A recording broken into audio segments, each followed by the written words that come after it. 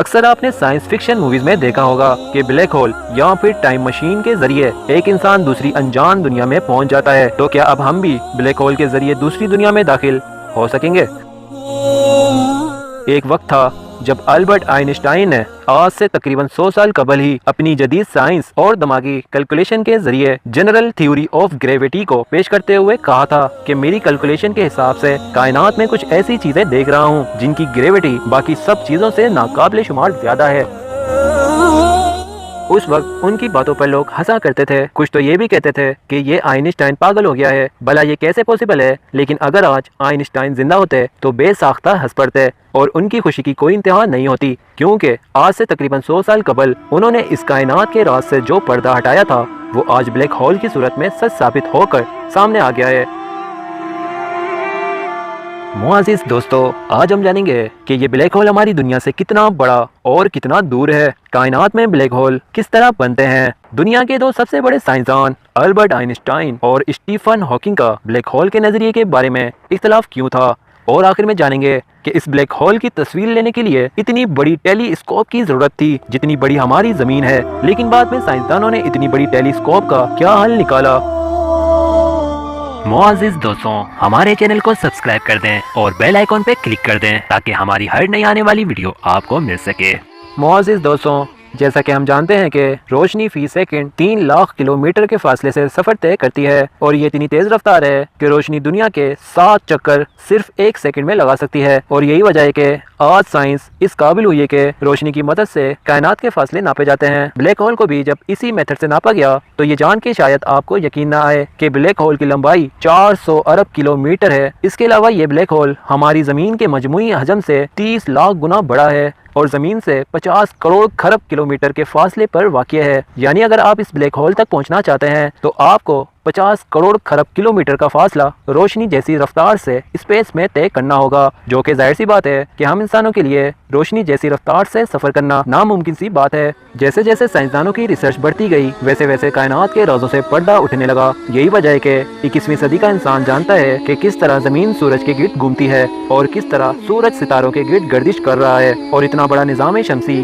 کہکشائیں کس طرح ایک طے کرتا اصول اور قوانین کے تحت اپنے اپنے کام کر رہے ہیں. ایسے میں جہاں کائنات کے کئی رازوں سے پردہ اٹھا، وہیں فلکیات کے میدان میں بلیک ہول کی اصطلاح بھی سامنے آئی، جس نے ماہرین فلکیات کو حیرانگی میں ڈال دیا. سائنس کی دنیا میں بلیک ہول کو کبھی دوسری دنیا میں جانے کا راستہ بتایا جاتا ہے اور کبھی موت کا گڑھا.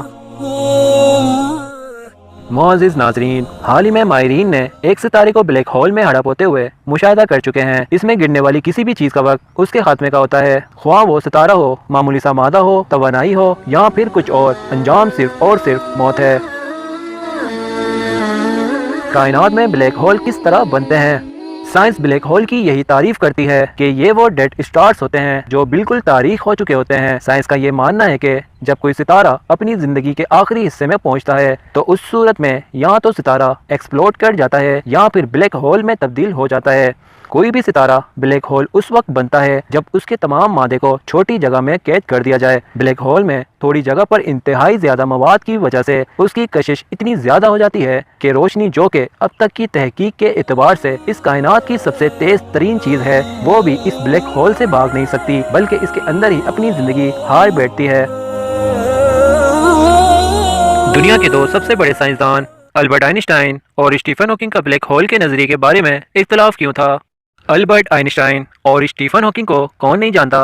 البرٹ آئنسٹائن، جن کے بارے میں مشہور ہے کہ انہوں نے فزکس کا نقشہ ہی بدل ڈالا تھا. اسی طرح اسٹیفن ہاکنگ بہت ہی چھوٹی عمر میں پیرالائز ہو گئے تھے، پر انہوں نے صرف اپنی سوچ اور لاجک کے ذریعے یہ پتہ لگایا کہ بلیک ہول کے اندر آخر چل کیا رہا ہے اور بلیک ہول کام کیسے کرتے ہیں. بلیک ہول کے پاس جائے بغیر دنیا کو اتنی بڑی انفارمیشن دینا کوئی معمولی بات نہیں تھی. یہی وجہ ہے کہ اسٹیفن ہاکنگ اتنے مشہور تھے. ان دونوں مشہور سائنسدانوں نے اپنے اپنے نظریے پیش کیے، لیکن پرابلم یہاں کھڑی ہوئی جب ان دونوں کے نظریے الگ الگ سامنے آئے. یعنی البرٹ آئنسٹائن نے تھیوری آف ریلیٹیوٹی پیش کرتے ہوئے کہا کہ بلیک ہول میں گر جانے والا کوئی بھی شخص ہمیشہ کے لیے ختم ہو جائے گا، جبکہ اسٹیفن ہاکنگ نے بلیک ہول کو کوانٹم میکینکس کے ذریعے اسٹڈی کیا اور ان کا ماننا تھا کہ بلیک ہول دراصل دوسری کائنات میں جانے کا راستہ ہے. یہی وجہ ہے کہ آج ہماری سب سے بڑی پرابلم فزکس کی ہے، ایک ایسی تھیوری کی تلاش کرنا جو آئنسٹائن کی تھیوری آف ریلیٹیوٹی اور کوانٹم میکینکس کو کمبائن کر سکے، ایک ایسی تھیوری جو کہ تھیوری آف ایوری تھنگ ہو.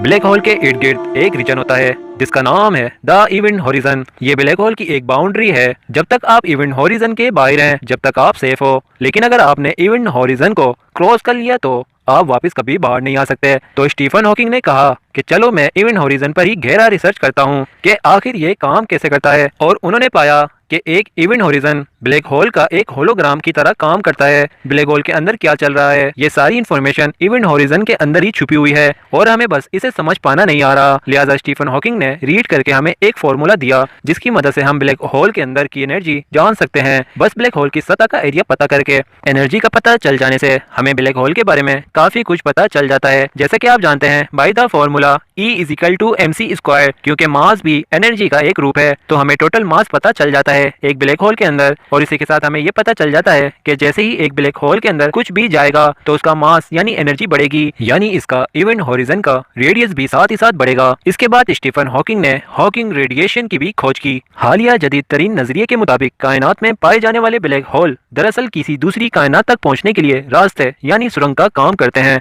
इसकी बेइंतहा कशिश की वजह से जो मादा इनमें गिर जाता है वो तमाम मादा ब्लैक होल में जमा होने के बजाय दूसरी तरफ से बाहर निकल जाता है। एक होल में जमा होने वाली कहकशाएं, सितारे और सियारे दूसरी तरफ एक दूसरी कायनात की तश्कील में इस्तेमाल हो जाते हैं।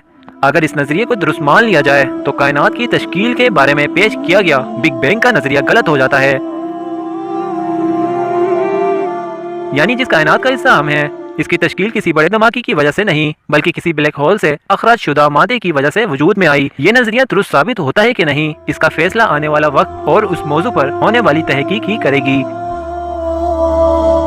आमतौर पर ये गुमान किया जाता है कि ब्लैक होल के अंदर सिर्फ और सिर्फ अंधेरा है और ये चूंकि शदीद कशिश शकल रखता है इसलिए ये अपने अंदर हर चीज को संभाल लेता है। चुनाचा साइंसदानों की अक्सरियत इसे मौत के गड़े से तशबीह देती है, लेकिन स्टीफन हॉकिंग का ख्याल ये है कि जब हम ब्लैक होल के अंदर झांक ही नहीं सकते और हमें मालूम ही नहीं है कि इसके अंदर क्या है, तो फिर कैसे कहा जा सकता है कि ब्लैक होल दरअसल मौत का गड़ा है। बल्कि हम ये भी तो तस्वुर कर सकते हैं कि ब्लैक होल दरअसल दूसरी कायनात में दाखिल होने का रास्ता है। स्टीफन हॉकिंग का कहना था कि ब्लैक होल को दूसरी कायनात का दरवाजा कहा जा सकता है। अगर आप ब्लैक होल में दाखिल हो गए हैं तो घबराइए नहीं, आप दूसरी कायनात में दाखिल होने के लिए तैयार हो जाएं।